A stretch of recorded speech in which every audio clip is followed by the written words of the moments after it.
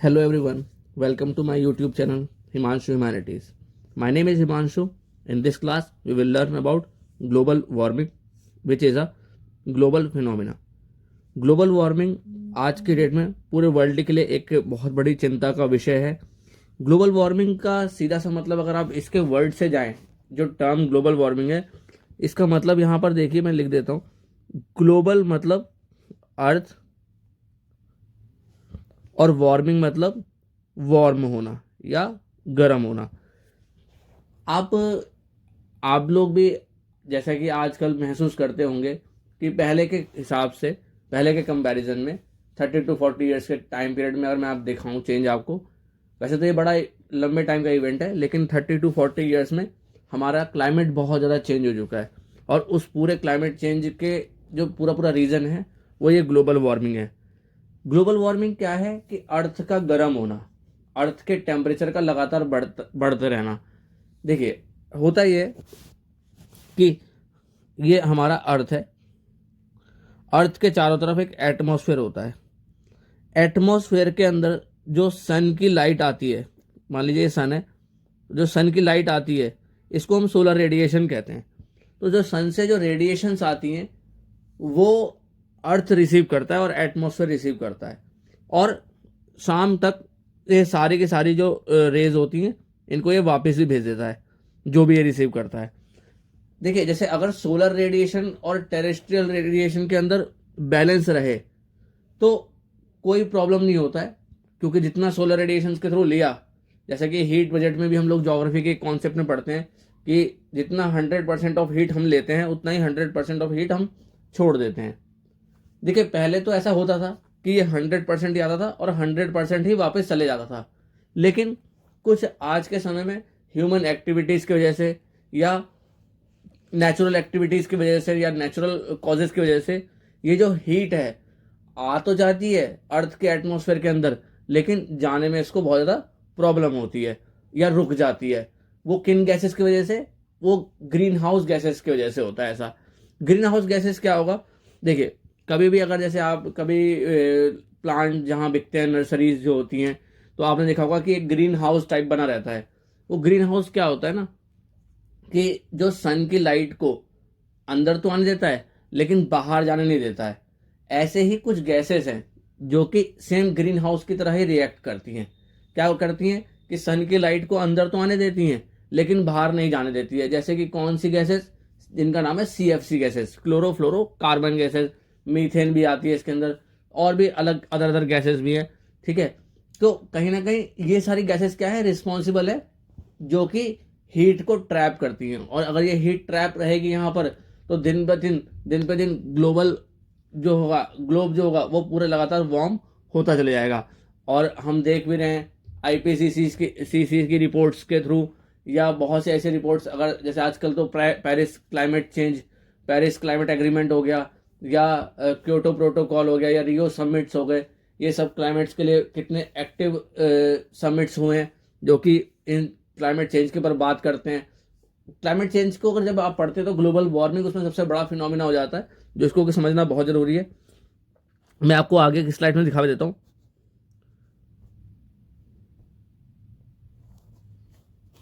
तो आज की जो हमारी हेडिंग रहेगी वो ये रहेगी कि व्हाट इज ग्लोबल वार्मिंग, पहला। दूसरा, कॉजेज ऑफ ग्लोबल वार्मिंग, किन रीजंस की वजह से ग्लोबल वार्मिंग होती है। तीसरा, कुछ मैन मेड कॉजेज हैं और कुछ नेचुरल कॉजेज हैं। तो ये दो चीज़ें कॉजेज में ही आएंगी, एक मैन मेड कॉज, दूसरा नेचुरल कॉज। इसका इफेक्ट समझेंगे हम, बहुत ज़्यादा इफेक्ट है इसका, इसलिए टेंशन का विषय भी बन चुका है आजकल के समय में। और इसको हम कैसे कंट्रोल कर सकते हैं हम इसमें ये भी समझेंगे। तो आइए एक एक करके हम इसको एक एक टॉपिक के साथ खोलते हैं। जैसे कि अभी इस इमेज में भी दिखाया हुआ है, और पहला टॉपिक भी है व्हाट इज़ ग्लोबल वार्मिंग। तो पहले हम डेफिनेशन देख लेते हैं, उसके बाद हम इस पे आ जाएंगे। तो global warming is the phenomenon of gradual increase. कैसा इंक्रीज होता है बच्चों? Gradual increase in the average temperature of the अर्थ। लगातार टेम्परेचर हमारा अर्थ का जो एवरेज टेम्परेचर वो बढ़ता चले जाएगा। It caused by the release of greenhouse gases, as I already told you guys कि ग्रीन हाउस गैसेस के एमिशंस जो हम करते हैं उसकी वजह से ऐसा होता है, जिसमें कि CO2 जिन्हें हम कार्बन डाइऑक्साइड, मीथेन, क्लोरोफ्लोरोकार्बन कहाँ पर छोड़ देते हैं हम, एटमॉस्फेयर में छोड़ देते हैं। अब इनकी वजह से क्या होता है, हीट ना ट्रैप होती है। मैं आपको दिखा देता हूँ बना के एक बारी। जैसे मान लीजिए ये ग्रीन हाउस होता है।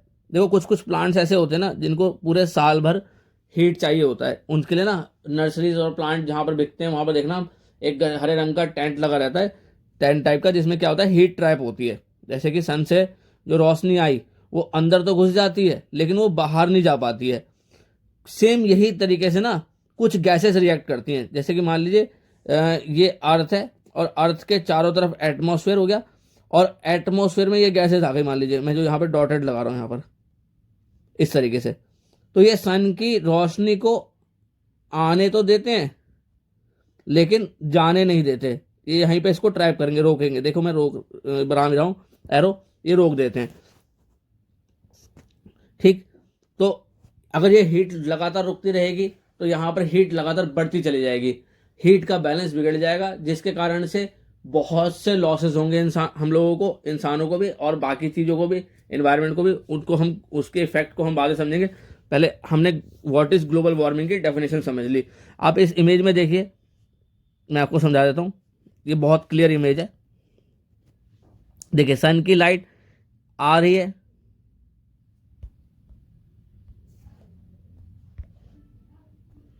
ये सन की लाइट आ रही है, अंदर आई, एटमॉस्फेयर ने इसको एब्जॉर्ब किया, लिखा भी है यहाँ पर, absorb by the atmosphere and the earth.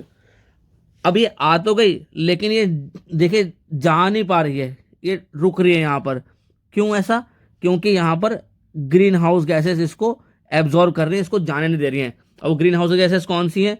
जो कि हमारी क्लोरोफ्लोरोकार्बन गैसेस हैं, जो कि कार व्हीकल्स के इमिशन से, और जो हम फॉरेस्ट काट करके जलाते हैं उसके वजह से, या जो फैक्ट्रीज इंडस्ट्रियलाइजेशन इतना हो चुका है, या जो इंजन है कार के वो उनसे जो धुआं निकलता है, ये सब के सब एक देखिए मैं आपको बताता हूँ कैसे ये ट्रैप का काम करेंगे। मैं आपको रेड में दिखाता हूँ बना के।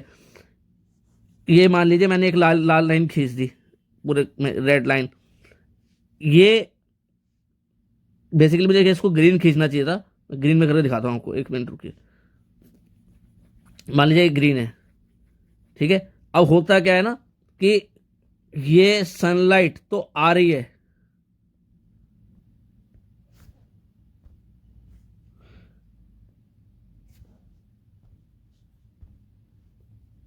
ये रहा ग्रीन हाउस। ये देखिए इसमें क्या हो रहा है ना कि सनलाइट तो आ रही है, ये सनलाइट तो आ रही है, अंदर भी आ गई, लेकिन जब ये बाहर जाना चाहती है तो ये बाहर नहीं जा पाती है। क्यों? क्योंकि ये ग्रीन हाउस गैसेस इसको यहाँ पर रोकेंगी, और जब ये रोक के रखेंगी तो हमारा ग्लोब का जो टेम्परेचर है ये क्या होगा, लगातार वार्म होगा। इसी को हम कहते हैं ग्लोबल वार्मिंग। आइए अब इसके कारण देख लेते हैं। आप देखिए इसकी वजह से कितना बड़ा नुकसान होता है। नुकसान इस तरह से सामने दिख ही जाएगा आपको कि इतना ब्यूटीफुल ग्रीन ब्लू स्काई, इतना अच्छा प्लेनेट बर्बाद हो जाता है। कितना बैरन प्लैनेट्स के अंदर सब कुछ बेकार हो जाएगा, एकदम बेकार। कॉजेज ऑफ ग्लोबल वार्मिंग समझ लेते हैं हम। तो कॉजेज ऑफ ग्लोबल वार्मिंग में मैंने बता दिया आपको पहले कि दो तरह के कॉजेज हैं। एक है आपका मैन मेड कॉजेज, दूसरा है आपका नेचुरल कॉज। तो मैन मेड कॉजेज के अंदर कौन से कॉजेज आते हैं बच्चों? डिफॉरेस्टेशन। डिफॉरेस्टेशन क्या होता है ना कि डिफॉरेस्ट हम क्या करेंगे, जब जंगल हम काट देंगे बहुत ज़्यादा तो होगा क्या, एक तो पेड़ काटने नहीं चाहिए। पेड़ एक तो आपको ऑक्सीजन देते हैं, बदले में कार्बन डाइऑक्साइड ले लेते हैं। अब कार्बन डाइऑक्साइड आप एमिट कर रहे हैं व्हीकल से या किसी भी चीज से, तो पेड़ उनको ले सकते थे। कार्बन एक आपका एक ऐसा गैस है जिसको हम ग्रीन हाउस गैसेस बोल रहे हैं, और पेड़ उस कार्बन को ले लेता है, बदले में ऑक्सीजन देता है। लेकिन हम क्या करते हैं, हम व्हीकल्स भी खूब चलाते हैं, इंडस्ट्रीज भी खूब खूब लगाते हैं, और साथ साथ हम पेड़ भी काटते रहते हैं। तो हम अपना नुकसान खुद से कर रहे होते हैं। तो ये डिफॉरेस्टेशन की वजह से ऐसा होता है, ठीक है, कि ये ऑक्सीजन नहीं मिलेगा, साथ साथ कार्बन डाइऑक्साइड ये जो ले सकता था प्लांट्स वो नहीं लेगा। फिर यूज़ ऑफ व्हीकल्स मैंने आपको दिखाया दिया इस इमेज में कि बहुत ज़्यादा कार्स वगैरह बाइक्स वगैरह जब ये क्या बोलते हैं एमिट करते हैं कार्बन, उसकी वजह से भी हीट ट्रैप होती है। फिर क्लोरोफ्लोरोकार्बन जैसे कि एयर कंडीशंस में, रेफ्रिजरेशंस के अंदर जो पुराने 2000 से पहले ना बहुत सी ऐसे गैसेस यूज़ करी जाती थी एसीज के अंदर और फ्रिजेस के अंदर जो कि बहुत ज़्यादा आपका वो पॉल्यूशन फैलाती थी या फिर बहुत ज़्यादा इस तरीके से वो ओजोन लेयर को डिप्लीट करती हैं। बेसिकली हमारे अर्थ के एटमॉस्फेयर में ना 5 लेयर्स होती है। पहला layer troposphere, second layer stratosphere, तीसरा लेयर मेसोस्फेयर, चौथा लेयर थर्मोस्फेयर और पांचवा लेयर एक्सोस्फेयर होता है। तो जो स्ट्रेटोस्फेयर होता है ना सेकंड वाला लेयर, इसके अंदर ना एक ओजोन की लेयर होती है।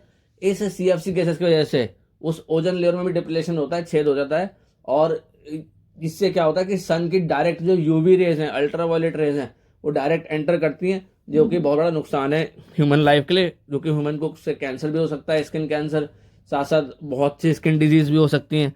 ठीक है, तो उसको बचा के रखना है। फिर मैन मेड कॉजेज में आगे हम कंटिन्यू करते हैं, जैसे कि इंडस्ट्रियल डेवलपमेंट, ये भी मैंने बता दिया आपको, फैक्ट्री से धुआं निकलता है।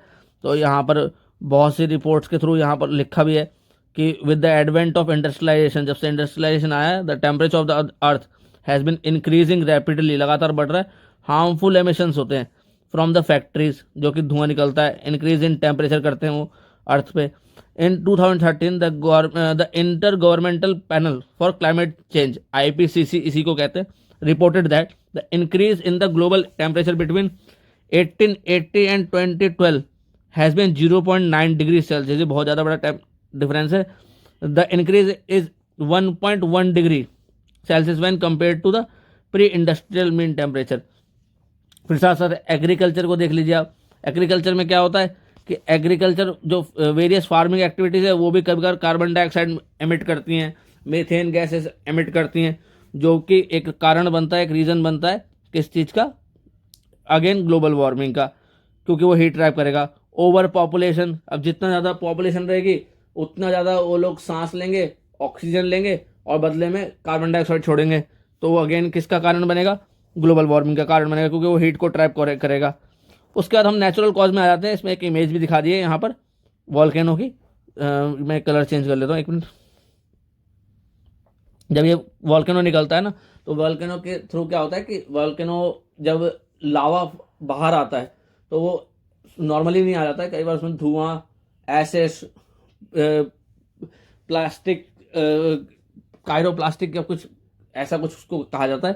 तो बहुत सी चीज़ें उसमें से निकलती हैं जो कि धुआं, वो सब कुछ जाके इस एटमॉस्फेयर में मिलता है और वो हीट को यहाँ पर ट्रैप करता है। तो वो भी एक तरीके से रीज़न बनता है आपका क्या बोलते हैं, ग्लोबल वार्मिंग का।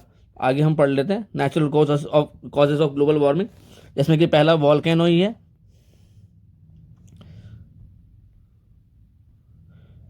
वॉल्केनो क्या होता है? Volcano are the largest natural contributor to the global warming. सबसे जितने भी नेचुरल कंट्रीब्यूटर उनमें सबसे ज़्यादा बड़ा कंट्रीब्यूटर कौन है?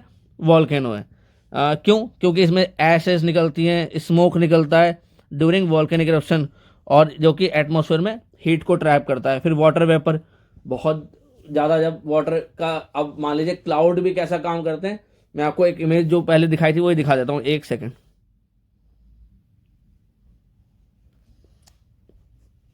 अब यहाँ देखिए, यहाँ पर क्लाउड बहुत सारे हैं। तो ये क्लाउड क्या करते हैं ना, ये क्लाउड भी ना जाने नहीं देते सन की रेस को। सन की रेस का जाना बहुत जरूरी है। सन की रेस का मतलब, मेरा कहने का मतलब है, जो सन से सोलर रेडिएशन आई है और जो अर्थ ने रिसीव करके उसको टेरेस्ट्रियल रेडिएशन के फॉर्म में वापस भेज रहा है, तो उसका जाना बहुत जरूरी है। अगर वो ट्रैप होगा, वो किसी भी चीज की वजह से हो, तो वो ग्लोब को वार्म करेगा। उसी कॉन्सेप्ट को हम ग्लोबल वार्मिंग कहते हैं इन टोटल। तो अगेन हम दोबारा से नेचुरल कॉजेज पे आ जाते हैं। अब आ जाइए इसमें। फिर मेल्टिंग ऑफ परमाफ्रॉस्ट। परमाफ्रॉस्ट क्या है? ये रशिया का अपर रीजन होता है। जो रशिया का आपका मैप देखेगा ना, तो रशिया की जो सबसे नॉर्दर्न पोल्स की साइड में जो एरिया है ना, वो सॉइल के ऊपर पूरा बर्फ जम चुका है, ठीक है। और ऐसा कहा जाता है कि उसके अंदर भी कुछ ऐसी गैसेस हैं जो कि आगे चलकर नुकसान पहुंचा सकती हैं, अभी पहुंचा भी रही हैं। फिर साथ साथ फॉरेस्ट ब्लेजेस बड़ा कारण है इसमें, तो एनिमल लाइफ भी खराब हो जाती हैं और साथ साथ CO2 तो निकलता ही है। तो फॉरेस्ट ब्लेजेस हो गई, forest blazes equal to forest fires को कहा जाता है, जिससे कि कार्बन वगैरह बहुत एमिट होता है। आ जाइए, उसके बाद है इसका इफेक्ट क्या है। तो आजकल इसी चीज़ के लिए हम इसको पढ़ रहे हैं।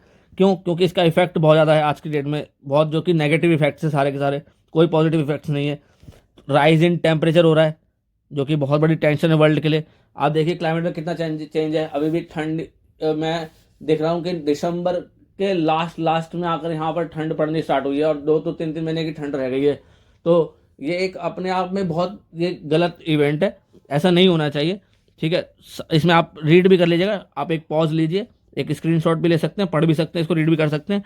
ठीक है, क्योंकि इसमें रिपोर्ट्स आएंगी कई सारी। ग्लेशियर्स मेल्ट हो रहे हैं, जब टेम्परेचर राइज होगा तो ग्लेशियर मेल्ट होगा। अब ग्लेशियर जब मेल्ट हो जाएगा तो बर्फ जब पिघलेगी तो बच्चों पानी बनेगी, जब पानी बनेगी तो क्या करेगा, जितने भी आइलैंड वाले कंट्रीज हैं वो सारे के सारे सबमर्ज हो जाएंगे, डूब जाएंगे। तो सोचिए आप किसी एक रीजन में किसी ने CFC गैसेस का यूज किया, उसकी वजह से किसी दूसरे को ये झेलना पड़ेगा कि उसका कंट्री पानी में सबमर्ज हो जाएगा। तो ये एक बहुत बड़ी टेंशन का विषय है। फिर थ्रेट टू द इकोसिस्टम है, जिसके कारण से ग्लोबल वार्मिंग ने अफेक्ट किया कोरल रीफ्स को। कोरल रीफ्स क्या होती है, जैसे कि आइलैंड्स होता है उसी तरह से कोरल रीफ्स भी होते हैं, जिसमें कि बहुत से लाइफ एग्जिस्ट करते हैं। अगर वही डूब जाएंगे तो वो सभी लाइफ खत्म हो जाएगा इस ग्लोबल वार्मिंग की वजह से। क्लाइमेट में चेंज, मैंने बता ही दिया आपको कि लगातार क्लाइमेट में चेंज आया जा रहा है। ठीक है, इस ग्लोबल वार्मिंग की वजह से, क्योंकि कहीं कहीं किसी जगह पे जहाँ पहले सूखा नहीं पड़ता था, ड्रॉट नहीं होता था, वहाँ सूखा पड़ने लग गया है। जिन इलाकों में पहले बारिश नहीं होती थी अब वहाँ बाढ़ आने लग गई है। तो ये बहुत ज़्यादा क्लाइमेट में चेंज है इस तरीके से। फिर स्प्रेड ऑफ डिजीजेस, बीमारियाँ फैलती हैं इससे, क्योंकि जब भी हीट और ह्यूमिडिटी का जो वेरिएशन है over the surface of the अर्थ अगर चेंज होता है इधर से उधर, तो होता क्या है कि मॉस्किटोज या अलग बीमारियां उधर भी फैलती हैं, जिससे कि एक तरीके से नुकसान है हम लोगों को ही। बट इसमें टेंशन लेने की कोई बात नहीं है, मैंने यहाँ लिखा भी, keep calm and go green. आप पेड़ लगाइए। ग्लोबल वार्मिंग से बचने का एक सिंपल सा तरीका है, आप जितना ज़्यादा हो सके पेड़ लगाइए, व्हीकल्स कम चलाइए, इंडस्ट्रीज कम लगाइए, नेचर की तरफ जाइए। ज़्यादा आप पेड़ लगाएंगे तो पेड़ आपके लिए बहुत फायदेमंद है। अक्सर मैं देखता हूँ आजकल शहरों में, जैसे नोएडा शहर के अंदर या दिल्ली में, बहुत से लोग क्या करते हैं कि सारा कुछ कंक्रीट कर देते हैं, कोई भी लूज सॉइल नहीं छोड़ते हैं, पेड़ नहीं छोड़ते हैं। अगर आप लूज सॉइल नहीं छोड़ेंगे, पेड़ नहीं छोड़ेंगे, पेड़ नहीं लगाएंगे, तो जो भी रेन होगी तो वो बारिश बन के पानी अंदर नहीं जाएगा ज़मीन के। तो एक तो आपको वैसे ही वाटर लेवल डाउन जाएगा, नीचे वाला जो अंडरग्राउंड वाटर है, फिर वो पेड़ के पत्तों में पानी नहीं आएगा और ट्रांसपिरेशन प्रोसेस से वो जाएगा, क्लाउड नहीं फॉर्म होगा, तो क्लाउड फॉर्म नहीं होगा तो बारिश नहीं होगी। तो एक तरीके से वो भी दिक्कत है। अब पेड़ लगाना इसलिए जरूरी है कि पेड़ लगाइएगा तो पेड़ के जो पत्ते होते हैं उनमें स्टोमेटा होता है, वो क्या करता है, जो आप जो CO2 एमिट करते हैं व्हीकल से, फैक्ट्रीज के धुएं से, डिफॉरेस्टेशन से, जंगलों को काट कर, वो सारा का सारा वो ले लेता है। लेकिन हम क्या करते हैं, हम इधर से गाड़ी बाइक भी खूब चलाते हैं, फैक्ट्री भी लगाते हैं खूब सारी, और साथ साथ पेड़ भी काट देते हैं। और पेड़ तो ऐसा नहीं काटना चाहिए, क्योंकि कार्बन वो ले रहा है और बदले में आपको ऑक्सीजन देता है, और आप बदले में क्या करते हो, उसको कट कर देते हो। तो ये कभी भी नहीं करना चाहिए। इसलिए हम उसको कंट्रोल कैसे कर सकते हैं, उसके लिए मैंने आपको बता ही दिया। अभी मैं पढ़ भी देता हूँ एक बार आपके सामने। The release of carbon dioxide and other greenhouse gases into the atmosphere is the major cause of global warming, जो कि मैं अभी तक के लेक्चर में डिस्कस करते हुए आया हूँ कि यही सबसे बड़ा कारण है। लेकिन इसको हम अगर रिड्यूस कर दें, it can be reduce by the setting of high price of carbon, जैसे कि पेट्रोल प्राइसेस हाई कर दिए। ठीक है, increase the biofuels production from organic waste, जैसे कि अभी मैं नितिन गडकरी जो कि नेशनल सेंट्रल में मिनिस्टर हैं रोड एंड ट्रांसपोर्ट के, वो बात करते हैं। मैं जब उनके वीडियोस देखता हूँ तो बायोफ्यूल्स की बात करते हैं, फ्लेक्स इंजन्स की बात करते हैं, जिसमें कि इथेनॉल, मेथेनॉल का यूज़ करा जाए पेट्रोल में, और ईवीज का यूज़ किया जाए, ज़्यादा से ज़्यादा यूज़ करें ईवीज का।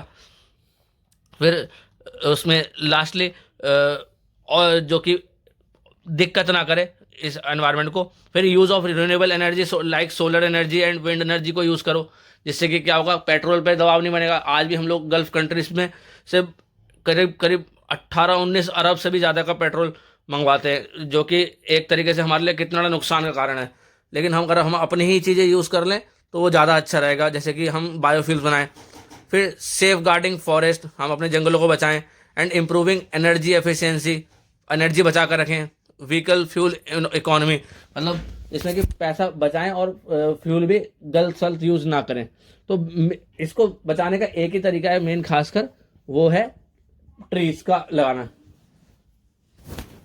मैंने आपको कंप्लीट ग्लोबल वार्मिंग का पूरा पूरा कॉन्सेप्ट समझा दिया। इसमें कोई भी डाउट्स है आप मुझे कमेंट्स कीजिए, ठीक है। और अगर बिल्कुल समझ में नहीं आता है, कुछ और डाउट्स हैं, तो आप मेरे इंस्टाग्राम हैंडल पे भी मुझे मैसेज कर सकते हैं। ये मेरा इंस्टाग्राम हैंडल है, हिमांशु कुशु करके।